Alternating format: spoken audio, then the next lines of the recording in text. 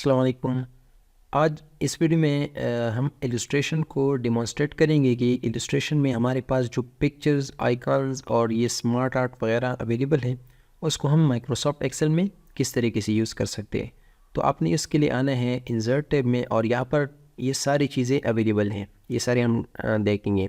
तो पहले हम बात करते हैं कि पिक्चर्स को हम किस तरीके से जो है माइक्रोसॉफ्ट एक्सेल में ला सकते हैं। तो आपने जस्ट सिंपली इंसर्ट टैब पे क्लिक करना है पिक्चर पे और यहाँ पर लिखा हुआ है दिस डिवाइस, उस पर क्लिक करना है। हाँ, फॉर एग्ज़ाम्पल अगर मेरे पास कुछ पिक्चर्स हैं, मैं लेट्स सपोज़ ये पिक्चर उठाता हूँ और जस्ट आपने इंसर्ट करना है।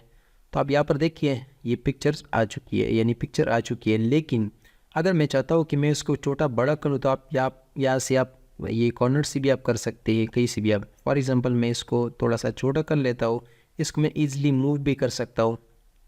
अगर आप इसको सेलेक्ट करेंगे तो यहाँ पर देखिए ये पिक्चर फॉर्मेट आ रही है।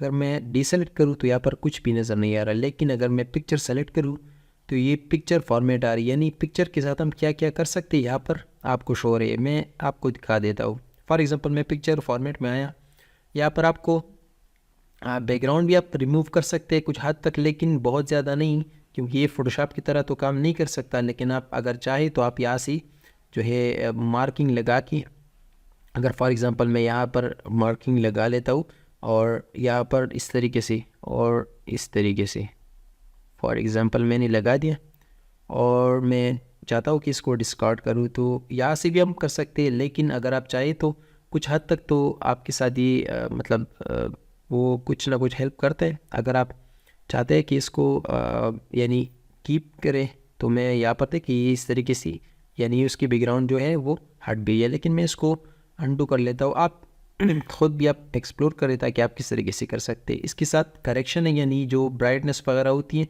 आप यहाँ से आप पिक्चर को जो है आप ब्राइट भी कर सकते हैं। फॉर एग्ज़ाम्पल ये आप देख सकते हैं। इसी तरीके से आप इसकी कलर भी चेंज कर सकते हैं अगर आप करना चाहे तो। इसी तरीके से कुछ इफ़ेक्ट्स है, अगर आप पिक्चर पे लगाना चाहिए तो आप यहाँ पर ये आप देख सकते हैं। इस कुछ पिक्चर्स है, कुछ ट्रांसपेरेंसी है जो तकरीबन यानी उसको, जो ट्रांसपेरेंट का मतलब ये होता है कि जो उसकी यानी दूसरी साइड पे भी कुछ चीज़ें दिखाई दे रहा हो तो उसको ट्रांसपेरेंट कहते हैं। आप इसको भी कर सकते हैं। अगर आप चाहते हैं कि हम यहाँ पर कुछ बॉर्डर वगैरह लगाए तो यहाँ पर आप देखिए ये रेडीमेड चीज़ें अवेलेबल हैं, तो आप इसको वो कर सकते हैं। अगर आप चाहते हैं कि मैं ख़ुद से बॉर्डर वगैरह चीज़ें लगाऊँ तो यहाँ पर आप देखिए ये बॉर्डर, उसके साथ जो अगर कलर बॉर्डर में उसके साथ साथ जो अगर बॉर्डर नहीं चाहिए थे तो आप यहाँ पर नो बॉर्डर भी कर सकते हैं। उसके साथ अगर आप मोटा यानी जितना भी मोटा थिक वगैरह करना चाहिए तो आप ये वो कर सकते हैं। उसकी जो स्टाइल है, जो बॉर्डर की स्टाइल है, तो आप वो उसको भी चेंज कर सकते हैं। उसी तरीके से अगर आप चाहते हैं कि उसकी जो इफ़ेक्ट्स है, यानी आप इस तरीके से इफ़ेक्ट भी यानी उसी इमेज पर अप्लाई कर सकते हैं। इस तरीके से शेडो है, अगर आप चाहें तो ये पीछे आप देख सकते हैं रिफ्लेक्शन जो कि आईने की तरह होता है, ये देख सकते हैं, तो आप इसको भी लगा सकते हैं। फॉर एग्ज़ाम्पल मैं इसी तरीके से ग्लो है तो आप इसको भी वो कर सकते हैं, लगा सकते हैं। सॉफ्ट एजेस, आप इस एजेस को भी सॉफ्ट कर सकते हैं। आप अपनी मर्ज़ी से ख़ुद से एक्सप्लोर करेंगे तो आपको फिर पता चल जाएगा कि अगर जो जहाँ पर आपकी रिक्वायरमेंट होती है, जैसे कि फॉर एग्ज़ाम्पल अगर कोई पिक्चर है, अमूमन तो इस तरह नहीं होता, लेकिन अगर किसी एम्प्लॉय की डेटा हो तो उसके साथ पिक्चर लगानी है तो इसी तरह चीज़ें नहीं होती, लेकिन फिर भी आपने ज़हन में रखनी है कि पिक्चर के साथ हम ये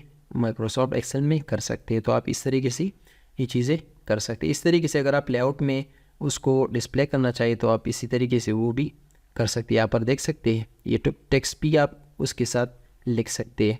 लेकिन थोड़ा सा मैं जो चीज़, अगर मैं चाहता हूँ कि मैं ये पिक्चर यानी जिस तरह था उसी तरह कर दूँ, यानी फॉर्मेटिंग हटा दूँ, तो यहाँ पर लिखा हुआ है चेंज रिसेट पिक्चर। उसी तरीके से अगर मैं चाहता हूँ कि एज इट इज़ प्लेस पर मैं चेंज पिक्चर करूँ तो सिंपली यहाँ पर डिवाइस में और कोई भी आप दूसरा लगा सकते हैं, तो वही सेम लेकिन पिक्चर चेंज हुआ।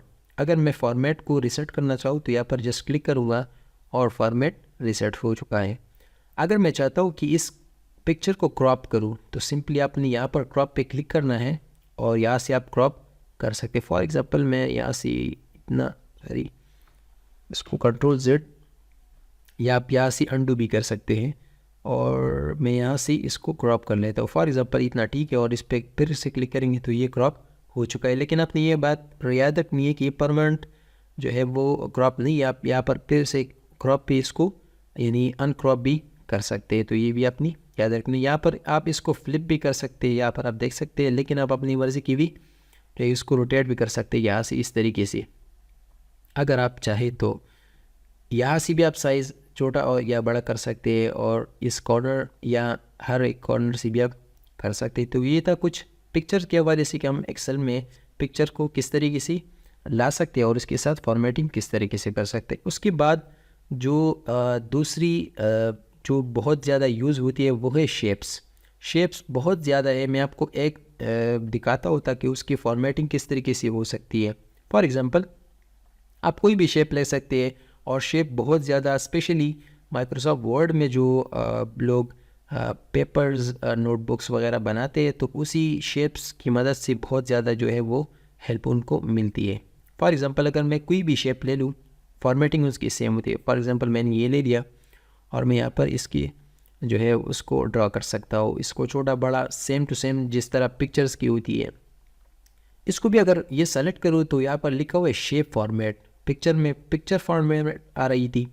अगर मैं इसको सेलेक्ट करके शेप फॉर्मेट पे क्लिक करके यहाँ पर रेडीमेड फॉर्मेट्स हैं, तो आप इसको अप्लाई कर सकते हैं। अगर आप चाहते हैं कि मैं फिल कलर में कोई अपना कलर डाल दूँ तो यहाँ पर आप कर सकते हैं। अगर मैं चाहता हूँ कि कोई भी कलर ना हो तो इसको नो फिल भी कर सकते हैं। अगर मैं चाहता हूँ कि कोई पिक्चर डाल दूँ तो मैं पिक्चर फ्रॉम और अपनी पिक्चर भी यहाँ पर शेप में अंदर डाल सकते हैं।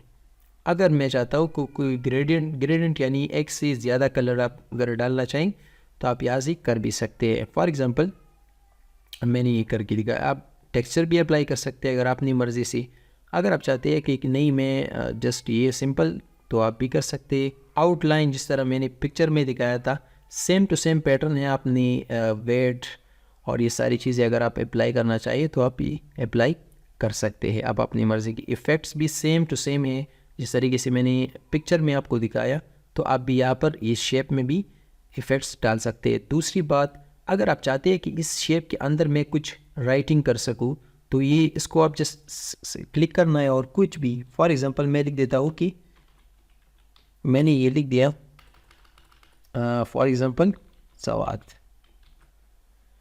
यहाँ पर मैंने लिख दिया सवाद। अगर मैं चाहता हूँ कि इसको मैं यानी ये सेंटर करूँ तो आप ये सिंपली आप वही से भी कर सकते हैं। मैं यहाँ पर आके और इसी तरीके से सेंटर, और यहाँ से भी इसी तरीके से सेंटर। अगर मैं बड़ा करना चाहूँ तो इसको यहाँ से बड़ा भी कर सकता हूँ।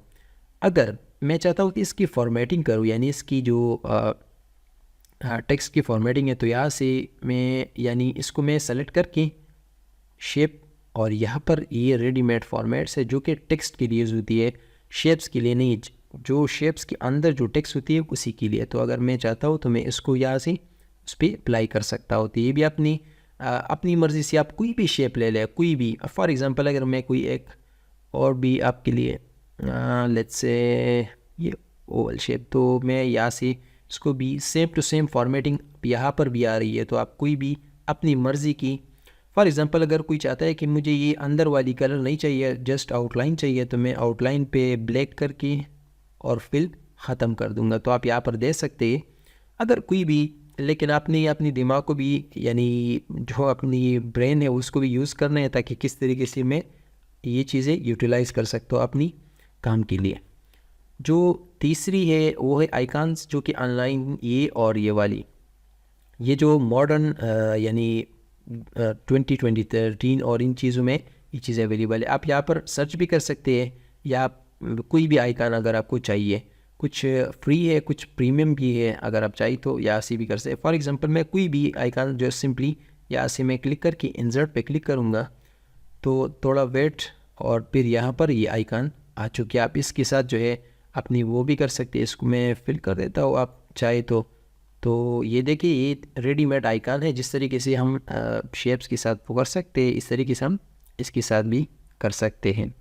अगर मैं 3D मॉडल मुझे चाहिए तो मैं मिसाल देता हूँ। फॉर एग्ज़ाम्पल दिस डिवाइस से भी आप ले सकते हैं। अगर आपके पास 3D मॉडल है लेकिन फॉर एग्ज़ाम्पल मैं स्टॉक 3D मॉडल यानी ऑनलाइन देखना चाह रहा हूँ कि अगर कुछ चीज़ें मेरे पास अवेलेबल है, आप सर्च पे भी वो सर्च कर सकते हैं। तो ये थोड़ा वेट कर लेते हैं।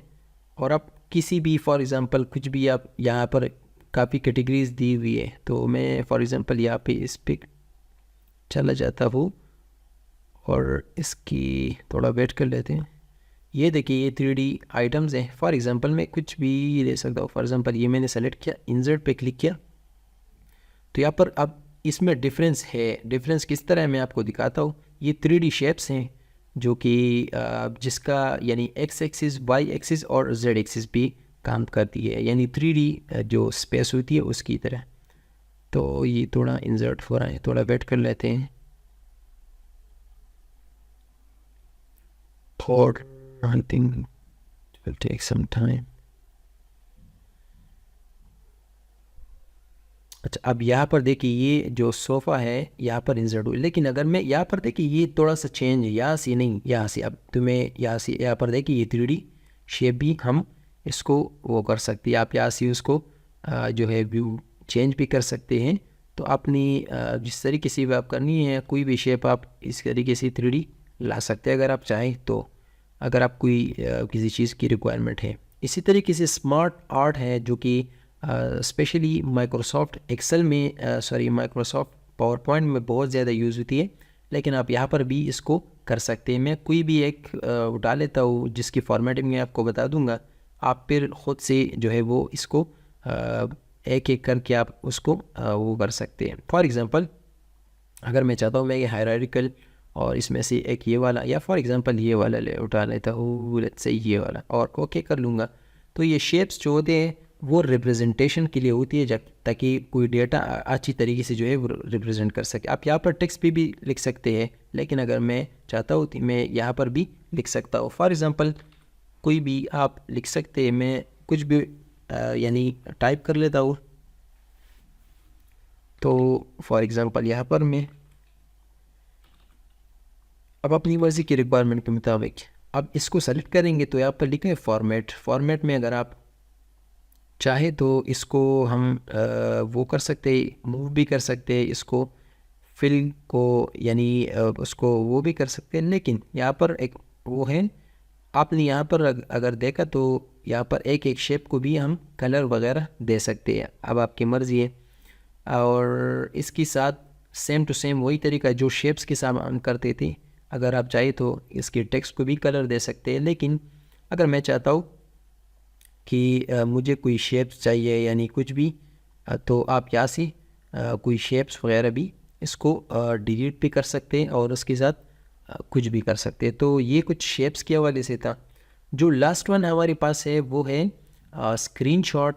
अगर आप किसी चीज़ का स्क्रीनशॉट लेना चाहें, फॉर एग्ज़ाम्पल मैं स्क्रीन क्लिपिंग पे क्लिक करता हूँ तो ये मिनिमाइज हो जाएगा और मेरे पास ये जो डेस्कटॉप ओपन है वो ओपन हो चुका है। अगर मैं चाहता हूँ तो मैं यहाँ से फॉर एग्ज़ाम्पल मैं यहाँ से स्क्रीनशॉट ले लूँ, तो मैंने यहाँ से स्क्रीनशॉट लेके यहाँ पर रख दिया। लेकिन आपने याद रखनी है, अगर किसी चीज़ का स्क्रीनशॉट लेनी है स्पेसिफिकली, तो आपने वो पहली चीज़ उसको ओपन कर लेनी है और फिर बाद में उससे यहाँ से आप इसको स्क्रीनशॉट ले सकते हैं। और ये सेम टू सेम वही काम करेगा जिस तरीके से हम ये पिक्चर को यानी पिक्चर के साथ हम वो सारा कुछ कर सकते हैं। तो ये था कुछ इलस्ट्रेशन के हवाले से। अगली हम बात करेंगे चार्ट्स, जो कि बहुत ज़्यादा इम्पोर्टेंट होती है डेटा को रिप्रेजेंट करने के लिए।